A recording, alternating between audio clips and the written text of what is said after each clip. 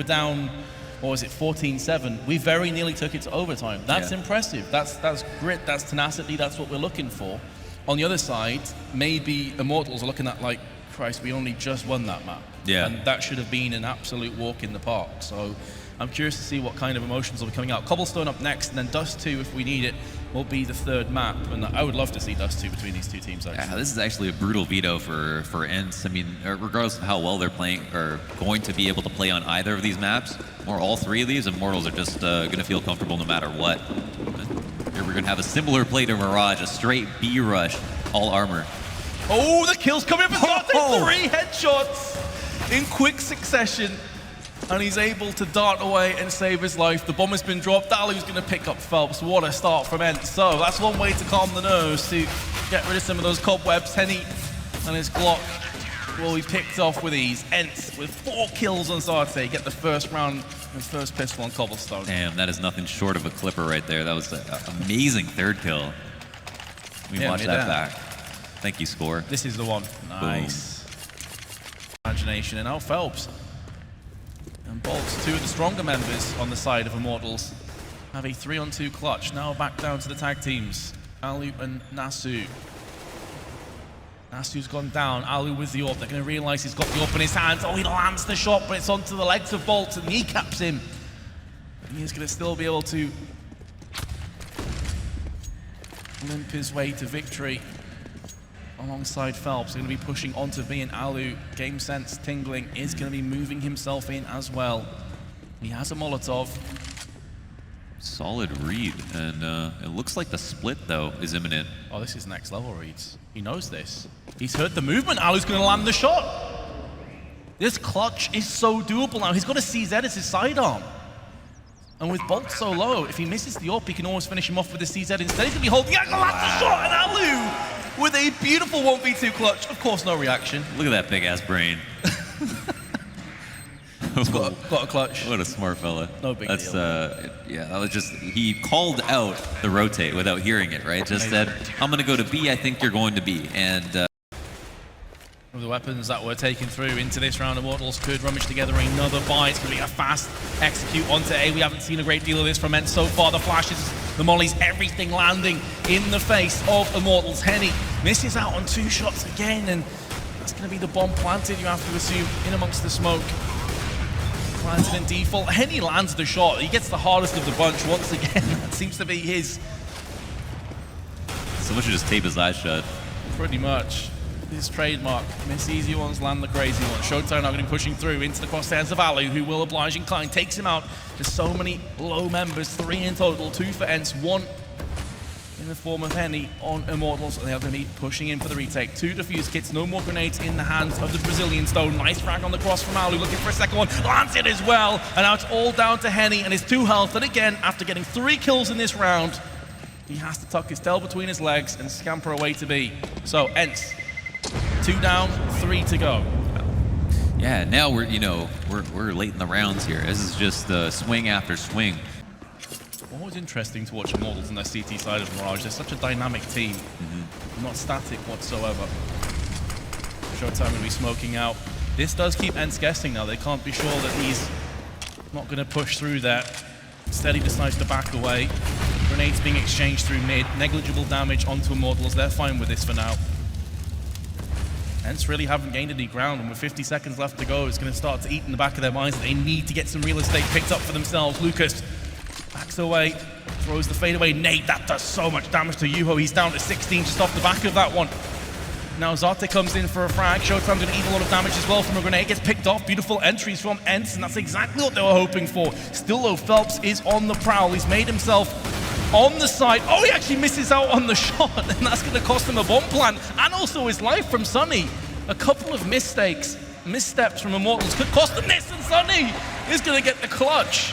Oh my. I think Phelps assumed he had the kill and turned prematurely. He was like, I've got the kill, now let me have a look somewhere else. Yeah, 100%. I mean, he was actually, he was looking for a... Safe to say they've been surprising Hellraisers. Probably still spinning a little bit, not sure what's going on. Again, they're getting outside control time after time, but they're doing nothing with it. It's getting downstairs that seems to be the problem through Secret. Freddy close range has dropped the bomb out. That's a horrible place for Sticko to have dropped it. should be able to get back on it as Freddy's gone down, but he did witness the bomb drop. Oscar's there for the frag. And then Angel falls instantly afterwards. Rez is going to get smoked out, but the smoke's not actually on point. He can still peer across onto the site itself. And this could bait Hellraisers into a massacre. They're going to be coming out right here, right now. The Trace is coming through the smoke. Here comes the spray from Rez, nearly connecting a bunch of shots onto the aggressing tees. And once again, Hellraisers are collapsing. Oh, Oscar with 2 beautiful frags. Oh my god. Can we get a 1G spam in chat, please? You can understand what he's going for. Unfortunate. Jeez. They cannot get anything going. They're trying to kill people from lobby. Not like this. That body language paints the full picture. That's a universal sign for not like this. He's up there as well. So it's definitely a map where he doesn't necessarily fire on all cylinders. And Angel's gone down. We are going to see another squeaky push. This time around Zero is going to get the opening pick and the second one as well. This is much better from Hellraisers. Can they get a third? Heaven was beckoning, and Disco will try and slide his way out of there, but eats a grenade for his troubles. Bomb planted. Hellraisers looking to finally get themselves on the board. Zelos coming under heavy attack. That being said, Hellraisers have plenty of low players. Zero's on 28, Oscar's on 16. Draken's still looking pretty healthy as Zelos pushes up. A lot of the smoke pretty much saving his life. As he dropped down, Draken's picked up a second kill. This is now very doable for Hellraisers to be throwing the incendiary onto the side. Draken with the third one, and now looking to aggress onto it. They have the kid as well. They have the time to play with. Bondit goes in for the frag, but he's going to get picked off from Draken with his 4-man. And the defuse as well. Epsilon with a sublime retake. What was that, a 2v4? Yeah, 2v4. A few players from Hellraisers there were kind of low, but they really just didn't get anything going, and I was fearing for Considers the possibility of an approach at long and flashes it out to buy himself a bit more time at the very least. Freiberg's already rotating off this as well. He's just come back in, so he's going to give Pitt some support, but going to come a little sooner. That smoke's going to limit him, and they're so close to this. A sight had shown, but they can't line it up. It's such a hard shot for Pitt. It's not for Freiberg. Double spray. But Rez responds fast enough that there's no one to deny this bomb plant, and they still have the man advantage boost up on top of the default train. Get right, or excuse me, Exist finds one, but Disco's able to slide back down. It is Get Right. Clutch Master 1 versus 2. And money on the line. It's going to be the point, the game for NIP, or potential overtime. If not, and Disco staring it down. He can't spot him on the jump. He did. Just enough. Great play from Get Right. Oh, second information gathered, and Get Right. He sprays it down. Where's the wave? He's got a press E. He's got a hold E. And get the defuse, but Get Right does win it for NIP. Such an important round as well. We pointed it out just before we started it. Had they lost that round, they would have had nothing to go with in the 30th round. It should have been overtime, but out of nowhere, once again, it's Get Right. He's been fantastic this tournament. Another clutch going in his favor. The absolute master. Towards short is hoping a rotation comes in. He's actually going to be towards B. Minimap lied to me. But NIP now edging their way towards the A side, sticking together once again, holding the flanks, making sure if anything goes wrong, there's someone there to rectify the mistake, and they're going to be finding themselves pretty easily into the situation. It's just Disco Dublin towards the bathroom area. He's got a deagle in hand, that's about it. He could come from behind and long. This could get kind of interesting. If Zelos finds the first kill, it takes all the way the attention, but he's only got 29 HP to do it with. Okay. Around, but it's Disco finding 2. Now they've got a real chance. 2 versus 2. Zealous has the AK-47. Disco's kills far enough away, he won't have a gun right away. There's no one out toward long to deny him from picking up one potentially, and that's going to happen. That AK's in front of him. Zelos into Pith. This is suddenly turned. And Forrest with an AWP has to find 2 quick kills. He's got the bomb as a magnet, but it doesn't necessarily guide his bullets because that one's not going to land. That one will, though. Tech9 can't land, and Zelos around the corner. Another clutch from Epsilon. That's an absolutely insane round. It's 4-on-2. It looks like NIP are playing it perfectly. They're keeping things long range. The bomb's ticking away, but the defuse will be coming in favor of Epsilon. Disco Dublin, what a game he's having. So much impact. What are the flashbang? They're going to be focusing towards Connector for now. It's not too much aggression coming in from the CTs to kick things off. There's having a little spot towards middle, but they will be falling back to the side at this point. And it's the passive play on B as well with the boost for Rez and Freddy. Basically play the retake game on to B, hope for a pick on the entry, and then play aggressively on A to get at the information. But without finding anyone out toward bathrooms, they've already gone passive toward that A site. And Get Right and co, well, they've wrapped around into that stairwell. They'll start to clear this position and get ready for a single smoke. They've got one on Freiberg. Execution One kit, keep in mind as well for Rez, that's going to rotate over from B. The advantage of playing that boost does mean he's a little bit closer to the stairwell, but it puts a lot of pressure on both Draken and Disco to hit these shots. There we go, the smoke comes to the site, and here's the play from NIP, sticking together the 5-man unit, making the way to the site. Disco Doppler waiting, and here we go, Draken an opportunity, can't find the shots. He goes down, actually doesn't get anything, but Disco Doppler lights it up. He hits 4 kills, it's just going to be Pit remaining, a 3 versus 1, and it's going to go down. Unbelievable play there, looked like a little bit of a struggle there. Draken had every player on the screen. But Doplin delivers and then some. Absolutely. They've hyped him up for good reason. I mean, again, this guy's on pistols. Xylos has had moments. They've had Disco with moments. They've had Draken with moments over the weekend. Effectively playing and giving up ground for the retake on this. He's going to peek just to see if he's still around on the B site. Probably curious as to this point why there's not a plant, but having a kit, he can't afford to do that. He can't afford to try and catch him out with the plant going down. Such a huge advantage of the terrorist in this situation. When there's so much time to play with as well, and you've lost track of where he may be. You can see now Val so confident in his plant. Bolts will be anticipating this now, and there he comes in. Grenades from both players to play for. This comes down to pure aim at this point, and Val gets a strong position here. Can see the bomb from bathrooms, and now he has no idea where the CT's rotating in from, so still a lot of mind games to come in. The fake defuse surely arriving any second. Bolts, is he going to tap it? Looks as though he will. Full defuse. He may even actually hold this right now. Valda, he's going to pick this out shoulder. That discourages Bolts off of it, and he's got the shot. It's 14 now for Immortals. Lovely stuff there. Val keeping them alive. Didn't really have much to work with. That's actually another eco coming in.